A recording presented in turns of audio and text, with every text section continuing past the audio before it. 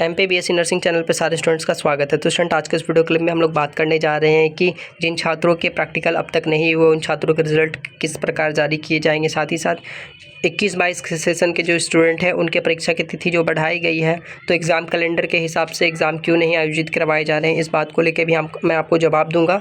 उसके बाद हम लोग बात करेंगे कि अनसूटेबल कैटेगरीज में जो छात्र हैं जिनके कॉलेज अनसूटेबल कैटेगरीज में, उन छात्रों को परेशान होने की ज़रूरत है या नहीं, उनके भविष्य को लेकर के सरकार और यूनिवर्सिटी की तरफ से क्या कुछ निर्णय आया है।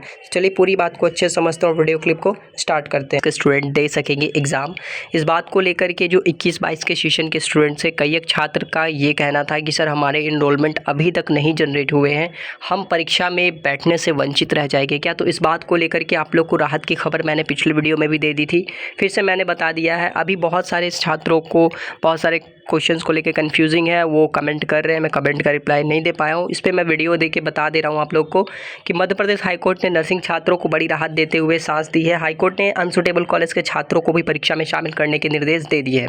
इसका मतलब ये है कि जो भी सीबीआई की सर्वे में जो 66 नर्सिंग कॉलेज जो अनयूपिक पाए गए थे, अनसूटेबल कैटेगरीज में थे, उन सारे स्टूडेंट को अब एग्जामिनेशंस देने की परमिशन मिल चुकी है। जिस बात को लेकर अभी भी छात्र डरे हुए कि उनके कॉलेज अनसूटेबल में है तो उनके भविष्य को लेकर के कोई खतरा तो नहीं है, उनके जो डिग्री है उनके लेकर के उनको परेशानी तो नहीं आएगी कल के डेट में।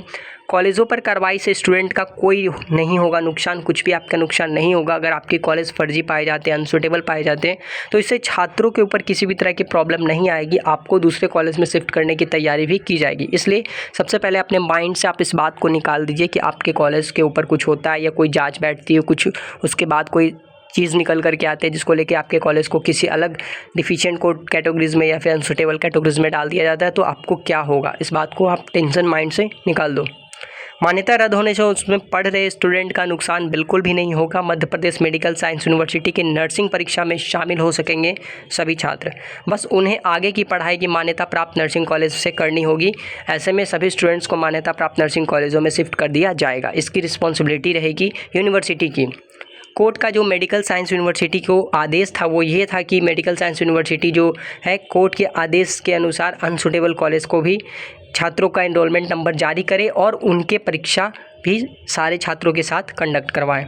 इसी बात को लेकर के परीक्षा की तिथियों में संशोधन किया गया है। BSc nursing first year, post basic BSc, MSc nursing के छात्रों के जो परीक्षा होने थे अगस्त माह से 8 अगस्त और 6 अगस्त से, उनकी परीक्षा तिथि को सितंबर में पोस्टपोन किया गया है, यानी कि संशोधित तिथि जो है 19-20 सितंबर से उनके परीक्षा आयोजित होंगे।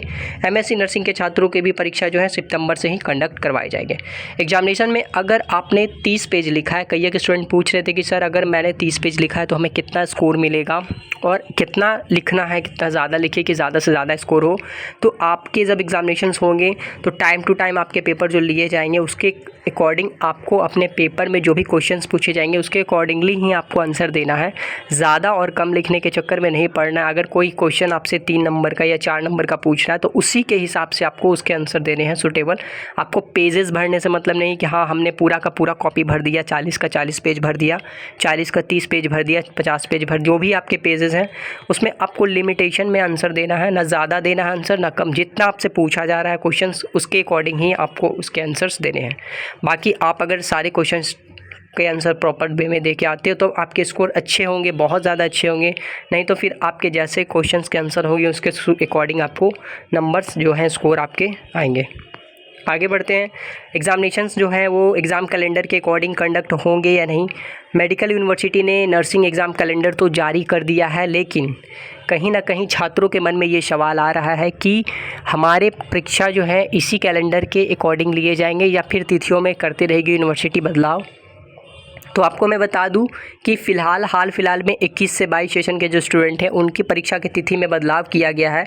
और छात्र ये भी बोल रहे थे कि सर हमारे 21-22 के जो सेशन के स्टूडेंट हैं इनके second year, third year, fourth year के पेपर के डेट इसमें मेंशन नहीं किए गए हैं। तो मैं इस बात को लेके भी क्लियर कर दूं आखिर क्यों 21-22 के एग्जामिनेशंस के second, third year, fourth year के पेपर के मंथ यहाँ पे नहीं शो किए गए हैं और 22-23 के नहीं सो गए। तो मेन मुद्दा यहाँ पे था 19-20 के सेशन के स्टूडेंट का और 20 से 21 सेशन के स्टूडेंट का। क्योंकि आप यहाँ पे देख रहे हो कि 20 से 21 सेशन के स्टूडेंट के जो भी एग्जामिनेशन है उसको डार्क किया गया है, ब्लैक कलर से हाईलाइट किया गया है, साथ ही साथ स्टार मार्किंग किया गया है।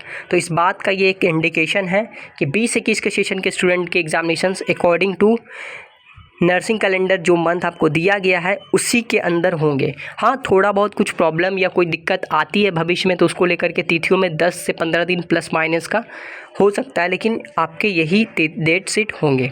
बात कर लेते हैं 21-22 के। तो 21-22 के डेट इसलिए बढ़ाए गए हैं क्योंकि बहुत सारे बच्चे जो अनसुटेबल कैटेगरीज में थे उनके आदेश आ गए कोर्ट से कि उनको भी परीक्षा में बैठाया जाए, ताकि उनके भी भविष्य को लेकर के कोर्ट ने सोचा, फैसला लिया। तो उनके इनरोलमेंट की तिथि को वापस यूनिवर्सिटी ने बढ़ाया, तो इस वजह से इनके पेपर के भी डेट को 1 महीना पोस्टपोन करके आगे डाल दिया गया। बाकी आपके इसी डेट कैलेंडर के हिसाब से एग्ज़ाम्स को जो डेट होंगे वो रखे जाएंगे, इस बात से आप रिलैक्स रहिए।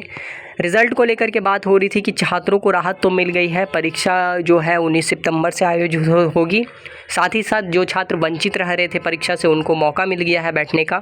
अब यहाँ पे एक बात आती है कि 20 से 21 सेशन के जो भी स्टूडेंट एग्ज़ाम दे चुके हैं, चाहे वो फर्स्ट ईयर के हों या फिर 19 से 20 सेशन के जो थर्ड ईयर के स्टूडेंट रह गए हों, उनके रिज़ल्ट कब तक आएंगे। छात्र का ये भी बोलना है कि हमारे अभी तक कॉलेज में प्रैक्टिकल नहीं हुए हैं, प्रैक्टिकल को लेकर के भी सवाल खड़े हो रहे हैं। तो मैं सबसे पहले रिज़ल्ट को लेकर अपडेट दे दूं कि रिज़ल्ट जो है आपके बहुत ही जल्द रिलीज़ करने वाले हैं यूनिवर्सिटी। आपके रिज़ल्ट जो है सितंबर माह में आने की जो संभावना बताई जा रही है। यहाँ पे बताया जा रहा है कि 20 से 21 के छात्र छात्राओं की परीक्षा मई में मेडिकल विश्वविद्यालय द्वारा आयोजित की जा चुकी है, लेकिन प्रैक्टिकल परीक्षाएं अभी चल रही है। कई कॉलेज में प्रैक्टिकल की परीक्षा अभी रनिंग में है और कुछ कॉलेजों के प्रैक्टिकल ऑलरेडी हो चुके हैं कंप्लीट। कुछ ऐसे भी कॉलेज बचे हुए हैं जिनकी प्रैक्टिकल की डेट अभी उनके स्टूडेंट तक नहीं पहुँची है। तो आप अपने कॉलेज में कॉन्टैक्ट करें, अपने कॉलेज से बातचीत करें कि आपके प्रैक्टिकल किस डेट तक होंगे। साथ ही साथ इससे ऐसे छात्रों का रिज़ल्ट अब तक घोषित नहीं हो चुका है क्योंकि प्रैक्टिकल अभी भी बहुत सारे स्टूडेंट के बाकी रह गए हैं। उत्तक सत्र के जो विद्यार्थी हैं पढ़ाई में 4 साल पीछे चल रहे हैं, यानी कि जिन छात्रों का सत्र 24 से 25 में डिग्री मिल जानी चाहिए थी, कंप्लीट हो जानी चाहिए थी, वो अभी तक बीएससी नर्सिंग सेकेंड ईयर में प्रमोट नहीं हो सके हैं। पोस्ट बेसिक बीएससी नर्सिंग व एमएससी नर्सिंग के छात्र भी अगली क्लास में रिजल्ट के अभाव में अब तक प्रमोट नहीं हो सके। विश्वविद्यालय प्रशासन का कहना है कि सितंबर तक ऐसे छात्रों का रिजल्ट हर हाल में जारी कर दिया जाएगा। तो उम्मीद है कि सितंबर के फर्स्ट वीक तक या 10 तारीख तक आपके रिजल्ट जो है अनाउंस कर दिए जाएं। और जिन छात्रों के ऑलरेडी जो प्रैक्टिकल हो चुके हैं वे अब अपने सेकेंड ईयर की परीक्षा की प्रिपरेशन में लग जाएं। साथ ही साथ जो कॉलेज के स्टूडेंट के प्रैक्टिकल के डेट अभी नहीं आए हैं वो अपने कॉलेज में कॉन्टैक्ट करें, वहाँ से इन्फॉर्मेशन गेन करें और इन्फॉर्मेशन के अकॉर्डिंग अपनी तैयारी करें, क्योंकि प्रैक्टिकल के एग्जामिनेशन जो आपके हो रहे हैं उसमें आपको असाइनमेंट बनाने होते हैं, प्रैक्टिकल सबमिट करने होते हैं, वहाँ पे फिर आपका भाइवा भी होता है। तो उस तरह से आपको नर्सिंग केयर प्लान भी बनाने होंगे आपके डिजीज़ के अकॉर्डिंग। आपके जो सिलेबस हैं, जो प्रैक्टिकल के जो चैप्टर्स हैं, जो डिजीज़ है उसके अकॉर्डिंग आपको नर्सिंग केयर प्लान भी बनाना होगा। और जो भी वहाँ पे प्रैक्टिकल में होते हैं, जो स्टूडेंट ऑलरेडी दे के आए होंगे उनको पता होगा कि किस तरह से प्रैक्टिकल में बाहर से जो टीम आती है उनके कॉलेज में, उसको लेकर के आपको इक्विपमेंट से रिलेटेड क्वेश्चंस पूछते हैं, आपके प्रैक्टिकल फाइल से रिलेटेड, आपके डिजिट से रिलेटेड आपसे वाइवा लिया जाता है और पूरी तरह से सब कुछ की जानकारी होने के बाद आपको प्रैक्टिकल में मार्क्स दिए जाते हैं। तो नर्सिंग पैरामेडिकल कोर्सेज से रिलेटेड कोई और न्यूज़ इन्फॉर्मेशन अपडेट आएगी तो मैं उन सारी बातों को लेकर के आप लोग के साथ ज़रूर शेयर करूँगा। तब तक के लिए धन्यवाद।